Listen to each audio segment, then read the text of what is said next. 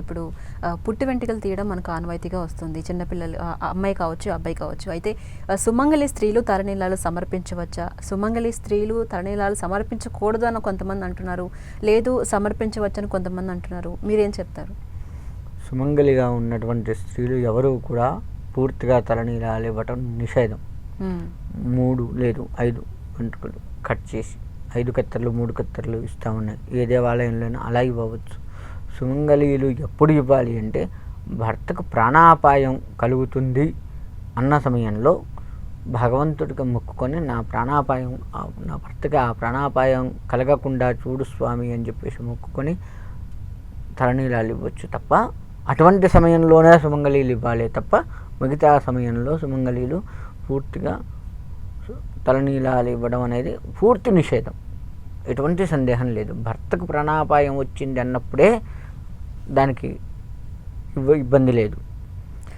అదేవిధంగా ఇంకొక సందేహం ఏంటంటే, ఇప్పుడు భార్య గర్భవతిగా ఉన్నప్పుడు భర్త షేవింగ్ చేయించుకోకుండా ఉంటారు అని అంటారు కదా, దాని వెనుక ఉన్నటువంటి ఆంతర్యం ఏంటి? అంటే ఇక్కడ ఏంటంటే భార్యాభర్త ఇద్దరు సమానమే. తనకి భార్య కడుపుతో ఉంది అంటే తన శిశువే కదా, భర్తకు కూడా శిశువే కదా. ఒక భార్య కడుపుతో ఉంది ఆమె ఒక్కదానికే నాకేం కాదు అన్నట్లు ఉండదు కదా.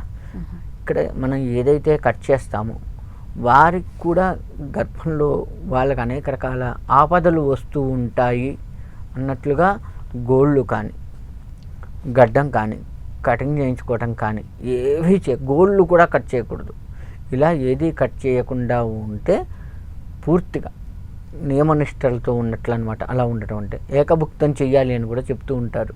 భగవత్ నామస్మరణ చేయాలి ఇద్దరూ కూడాను, ముఖ్యంగా గర్భిణి. ఇలా చేస్తూ ఉన్నట్లయితే ఆ శిశువు కూడా మంచిది. కేవలం శిశువు మంచి కోరి ఇంకోటి చెప్తూ ఉంటాము. ఇంకోటి ఏంటంటే పురిటి సమయంగా చెప్తూ ఉంటాము.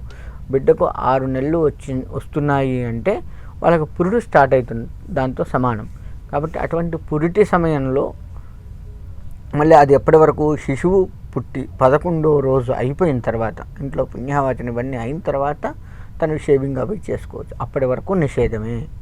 మనకి ఎప్పుడైతే కడుపుతో ఉంది అని తెలిసింది, మనకు 3వ నెలలో తెలుస్తుంది సహజంగా.